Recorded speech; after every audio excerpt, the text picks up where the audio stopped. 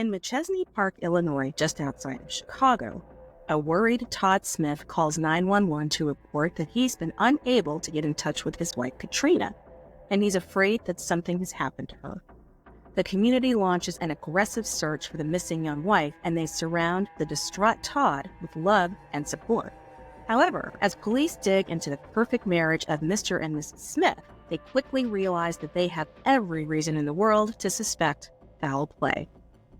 Hello and welcome to The Dark Side of Love. I am your host, Bianca Sloan, author of suspense novels about the dark side of love. And this week, I'm putting a spotlight on the case I'm calling Love Me Forever.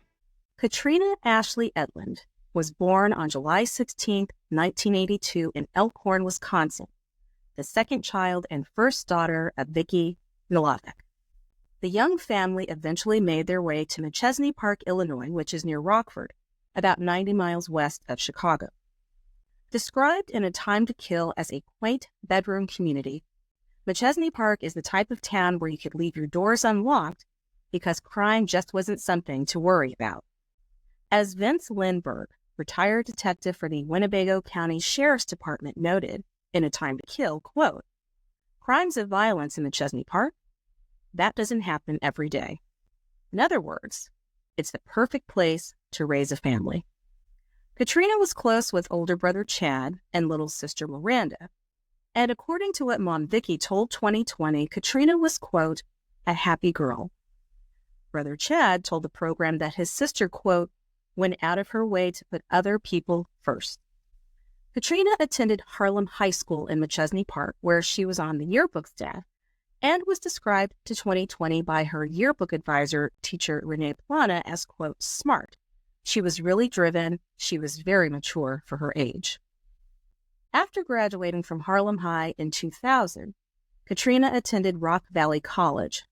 And in 2002, just a few years out of high school, Katrina is out one night with friends having fun when she crosses paths with a guy by the name of Todd Smith. He's playing DJ at one of the bars where Katrina and her friends are hanging out, and there is an immediate spark. And in the blink of an eye, things turn serious between the two. So Todd is 15 years older than Katrina. He's divorced, and he has 3 daughters. Now, while this may have deterred other girls her age, Katrina takes it all in stride. In fact, nobody has anything bad to say about Todd, with Katrina's sister Miranda telling 2020 that Todd, quote, "just fit in with our family pretty quickly." And her brother Chad echoed this, saying, quote, "I thought he was a great guy. He was a cool dude that I enjoyed hanging out with." Katrina, Todd, and his 3 daughters move in together, and by all accounts, the transition was seamless, with Brenda Paulson, a school classmate of Todd's, telling 2020 that Katrina was a great stepmom and that, quote, "the girls really adored Katrina." Todd's daughter Paige told the program that her dad liked being one big happy family, saying, quote, "I think he liked having a whole family unit versus being a single dad." Finally, in 2005, the couple made it official and tied the knot. To friends and family, Todd and Katrina had a solid and blissful union, with her brother Chad telling 2020, quote, "there was never a doubt that Katrina was happily married to Todd." The couple settled into married life, and the family faithfully attended Heartland Community Church every Sunday. Katrina also worked with children through the Launch Ministries, and she reveled in planning family gatherings and gardening, and she was also a diehard fan of the Chicago Bears. On the career front, Katrina and Todd ran a successful insurance business together out of the family home. So to the outside person looking in, the Smith family seemed to be the quintessential picture-perfect American postcard. October 23rd, 2012.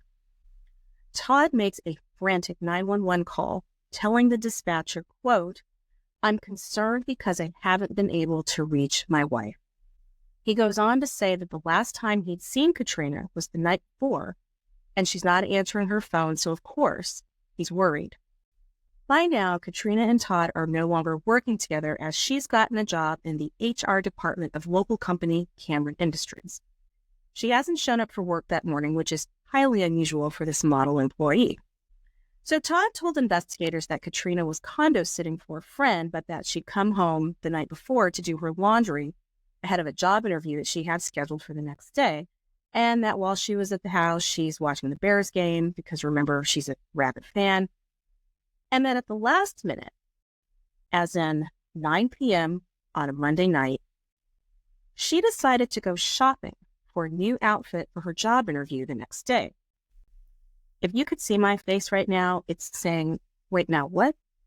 Cops searched the condo where Katrina was staying, and there's no sign that she'd slept there or been there at all.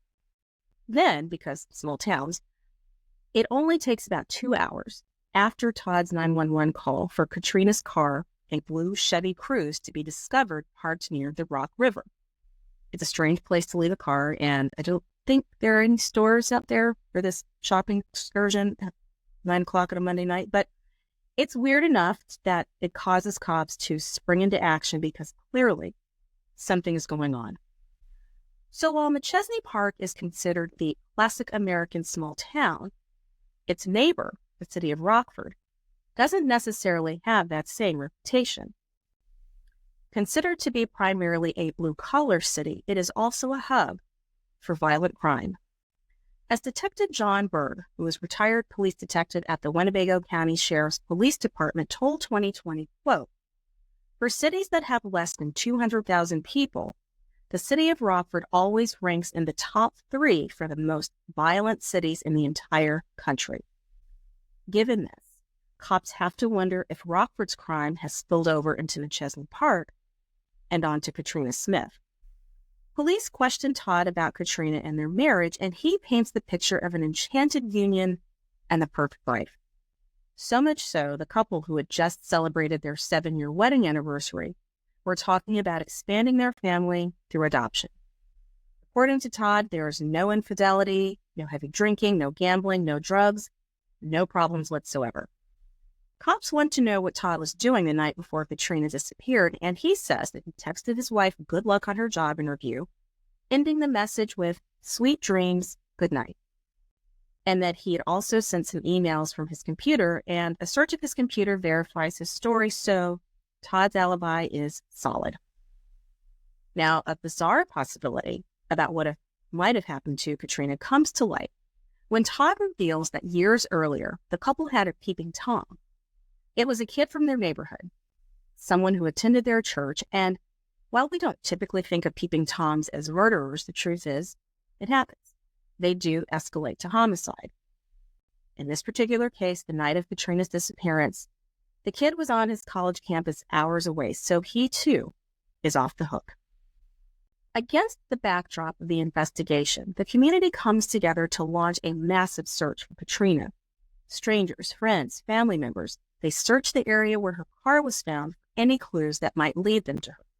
Detective John Berg noted to 2020, quote, "The community started rallying around him," meaning Todd, "and it gave a lot of pressure on us at the Sheriff's Department to find her and get the answers. However, breadcrumbs keep appearing that point to something sinister having happened to Katrina.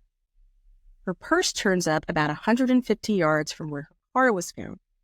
The following day, her cell phone was found tucked into a bush on the side of the road. And the day after that, blood-soaked paper towels in a field a little south of where the car was found. At this point, it is clear Katrina is not coming home safe and sound. Or as retired Detective Vince Lindbergh aptly noted in A Time to Kill, quote, "Something suspicious, something foul had happened to Katrina." Determined to find out exactly what had happened to her, investigators turn their attention to Katrina's work life and uncover yet another cuckoo clock occurrence in her background because a peeping Tom wasn't enough. And it turns out that a few weeks earlier, a mysterious dark car went barreling through the parking lot of Cameron Industries where Katrina worked, throwing stacks of flyers through the car window, littering the parking lot. And according to the flyers, Mrs. Smith is having an affair with a coworker. The gentleman in question is a recently divorced man by the name of Guy Gabriel. A search of Katrina's cell phone reveals that this is not idle gossip, but that Guy and Katrina are indeed banging the gong. Police obtained surveillance footage of this car, but there aren't any plates on it. The driver is disguised, so there is no way to tell who this mystery person is. So as I mentioned, Guy, he's recently divorced, so that of course has to be a consideration because maybe it's someone in his life that's doing this. However, Todd has told the cops that he and Katrina are two happy clams. So either Todd really believes this and has no idea that his wife is having an affair, or he's lying. Guess which one I think it is. As cops dig into Guy's past, they learn that he was charged with aggravated battery back in 1989 during a bar fight. However, he was eventually acquitted. Cops, of course, want to know about his alibi on the night that Katrina disappeared, and he says that he came over to the condo where she was house sitting on Sunday night, spent the night, and that Monday morning she went to work. He went to work Monday night because he worked the night shift, and he cops to psychotexting, my words, not his, because she was supposed to tell Todd on Monday night that she wanted a divorce. Plot twist. Remember what I said before about Todd lying? Yes, well, Todd was well aware that Katrina wanted a divorce, and in fact, she had even made an appointment with a divorce attorney. Well, now cops have to turn their attention back to Mr. Smith to find out what else he might be lying about. And there is so much that Todd is lying about. As Detective John Berg tells 2020, quote, "We have to wonder, why is Todd not being straight with us?" Before we get into that, and believe me, the tea on that is piping hot, Todd is raising suspicions with members of the community who have been out searching for Katrina. As the Rockford Register-Star reported, local residents Victoria Lurk and Judy LaSala came out to participate in the search even though they had no connection to the Smiths. However, Todd wound up in their group, and they grew, quote, frustrated with how he was acting. The paper noted that he, quote, showed little interest. He spent most of the time that they were walking, messing with his phone, brushing grass and dirt off his clothes, instead of looking for Katrina or evidence related to her disappearance. Judy LaSala said, quote, "It was like he was trying to get rid of us." What Todd was most interested in, it seemed, were the media interviews that he was giving. To the naked eye, Todd appeared in these interviews to be utterly distraught about his missing wife. However, if you looked more closely, it was all an act.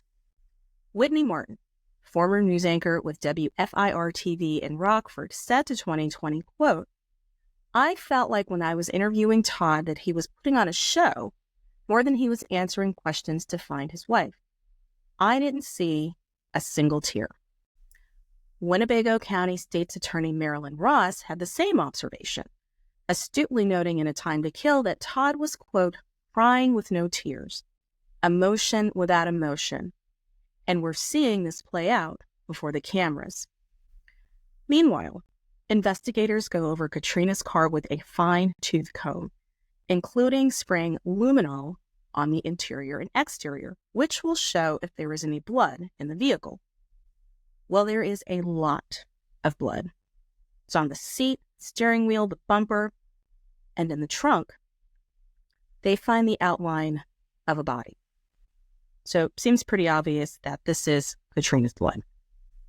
Investigators also find a card, like a greeting card, from Todd to Katrina in the car. And at first glance, it seems like maybe it's a love letter, something sweet, something nice. But it is actually a lot more sinister, with Todd writing to Katrina, among other things, quote, "I'm scared to death that you are going to start talking to someone who will take advantage of the situation and that feelings will develop to confuse the situation more." Investigators learned that Katrina was not condo sitting for a friend, that in fact she had moved out of the house. Also, they learned that Katrina is the breadwinner in the family. She pays the bills, she pays the mortgage. She is keeping the family afloat with little to no contribution from Todd because Todd was not the successful financial advisor that he portrayed himself to be, but in fact is under investigation by the FBI for fraud, among many other things. But wait, there's more. Okay. So remember that piping hot tea that I promised you earlier and how Todd is a lying liar? Well, everything about Todd is a lie. His marriage, his career, even his name. Todd Smith was born Todd Rabrager in Machesney Park. He grew up with his mom Margot and stepfather Herbert and 3 half-siblings Christina, Dane, and Justin. Todd and Katrina actually attended the same high school that's Harlem High, many years apart. And according to what his former classmate Brenda Paulson told 2020, Todd was short, thin, and good-looking. He played in the band and was on the football team for a little while. Brenda noted that Todd, quote, seemed like a really nice kid, going on to admit that he seemed like there was maybe something going on in his home life. Understatement, because as the Loves Park Post Machesney Park Pilot, it's a newspaper, what they reported in March of 1985 was that 17-year-old Todd got into a fight with his mom and stepdad, and to cool off and clear his head, Todd went for a walk. Nothing unusual about that, except for the fact that before he left, he unplugged the natural gas line and the house exploded. The blast woke up the sleeping family, and they all fortunately managed to escape through a blown-out wall. Now, Herb, that's Todd's stepfather, he actually tried to go back in and save Todd, and he's screaming for his stepson. He's worried sick about him, not knowing that Todd was taking a casual little stroll around the neighborhood, as one does after trying to obliterate his entire family. Todd was arrested, and during his interrogation, he admitted that he just wanted to shake everyone up, saying, quote, I would try my scare tactic. I mean, I don't know, what about like a whoopee cushion and a chair or something? Setting the house on fire? That's crazy. That's cool o'clock. Crazy. It seems as though most of his ire was directed at his mom, telling investigators, quote, she is constantly nagging at me about everything. She treated me like I was 6 years old all the time. Todd received 30 months of probation, and as retired Detective Larry Schultz at the Winnebago County Sheriff's Department told 2020, quote, looking back at it, you would have to say he was a troubled boy. Probably needed some help. I would concur with that, Larry Schultz. 3 years later, Todd met and fell in love with his first wife, Teresa. She was 21, he was 20, and they met at a party, and according to what Teresa told 2020 about her future husband, quote, he seemed very kind and fun to be with. Seemed like a genuinely nice person. It's almost verbatim what his classmate Brenda said about him. So Todd presents really well in the beginning. So by now, Todd was completely estranged from his family, no surprise. And so in 1992, Todd and Teresa went to Jamaica to get married, just the two of them. It was also around this time that Todd legally changed his name from Rabrager to Smith, which was his biological father's name. The couple had 3 daughters, Paige, Devon, and Sydney, and initially anyway, marriage and fatherhood seemed to suit Todd, with Teresa telling 2020 about their marriage, quote, the early years were good. We were happy. However, the bloom comes off the rose 10 years into the marriage. For one, Teresa has little to no idea what her husband actually does for a living beyond something vague in the financial world. The income that Todd was bringing in was wholly inconsistent, and eventually the couple had to sell their house and move in with Teresa's parents. Teresa went back to work 2 jobs, and it all becomes overwhelming for her. She's working 2 jobs, she's trying to raise the kids, and Todd's just really not doing a whole lot. So the couple splits, although they do share custody of the 3 girls. So 2001, same year that the couple divorced, in October of that year, Teresa was brutally attacked in her driveway after coming home one night by someone in a werewolf mask. She's knocked down, punched in the face, beaten repeatedly. Although she couldn't see the person's face, she is convinced that it's Todd. She files a police report, and of course Todd denies that he has anything to do with it, and unfortunately, the evidence proved inconclusive, and the case was closed. Teresa observed to 2020 about her ex-husband, quote, I think that image was everything to him, and he fooled people into believing that he was successful and that he was providing and that we were the perfect family.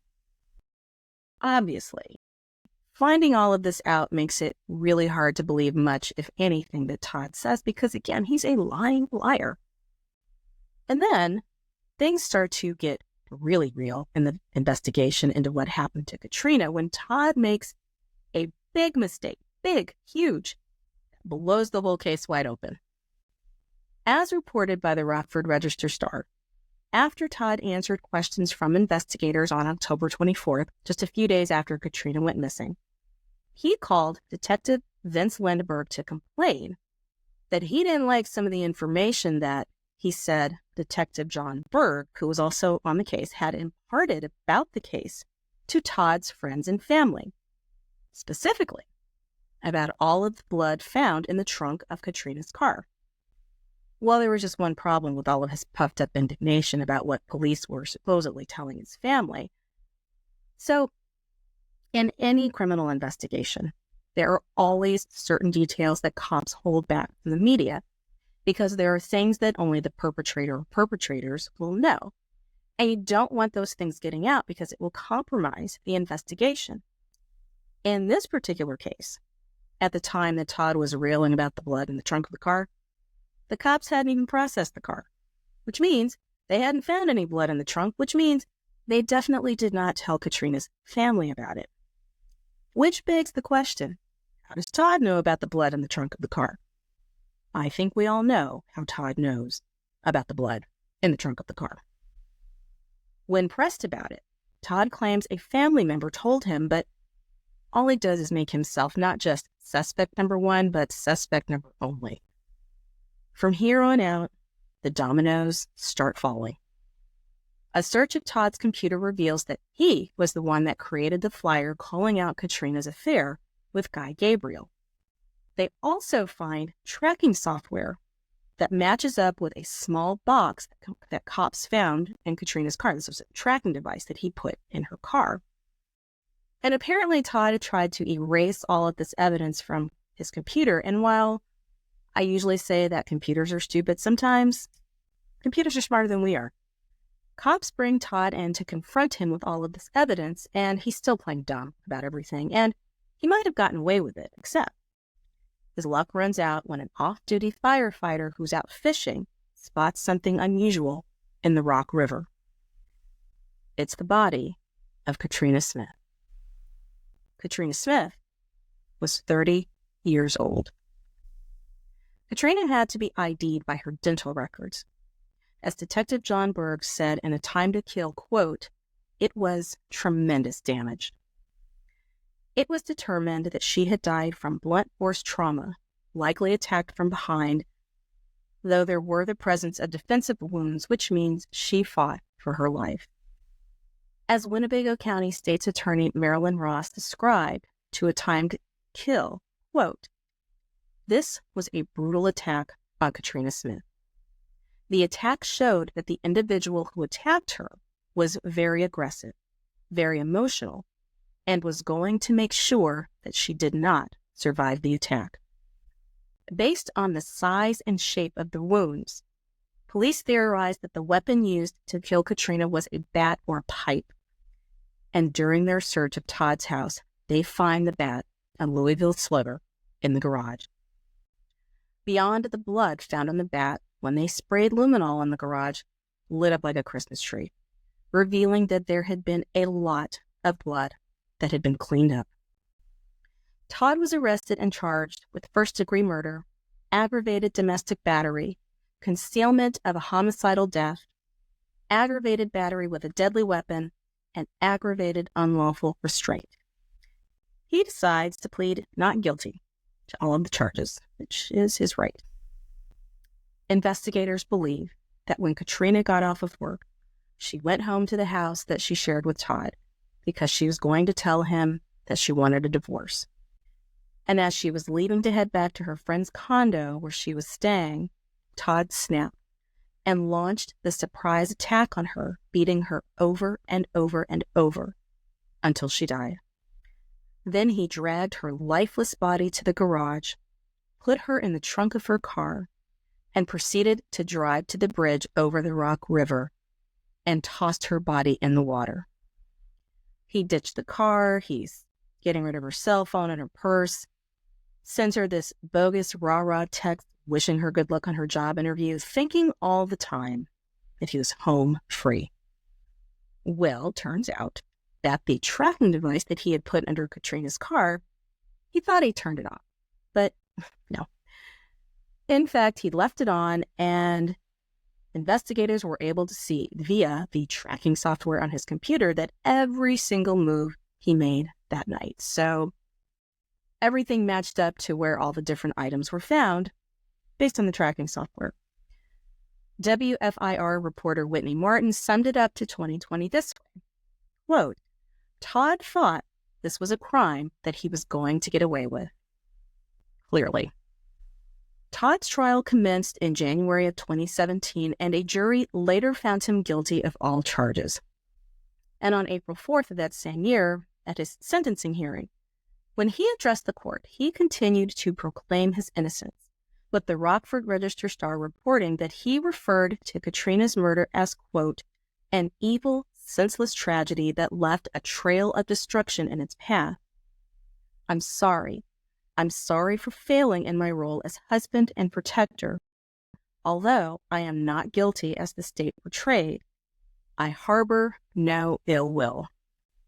The judge did not buy his act, and Todd was sentenced to 59 years in prison. In 2014, after his arrest for Katrina's murder, but before a trial could start, the wire and mail fraud charges that he had been facing for bilking investors were dismissed before Todd could enter a plea. Todd appealed his murder conviction, which was denied. Earliest that he can be considered for parole is 2069. In cases like this, the why is always the big question that we want an answer to. For State's Attorney Marilyn Height, who prosecuted the case, it's a simple one. As she told A Time to Kill, quote, "Todd took his marriage vows literally, till death do us part. His motive in killing Katrina was to maintain her as his wife forever. You will forever be my wife. You will die my wife." Thank you so much for joining me for another episode of The Dark Side of Love. I'm your host, Bianca Sloan, and show your love for The Dark Side of Love by visiting thedarksideoflove.com for show notes and transcripts. While you're there, sign up for my newsletter to be notified about new episodes, and you can also find a link to my Patreon page where you can access bonus material and other fun stuff. Learn more about my suspense novels about the dark side of love by visiting biancasloan.com. Thanks for hanging out with me, and join me next time for another tale of love gone wrong. I'll see you on the dark side.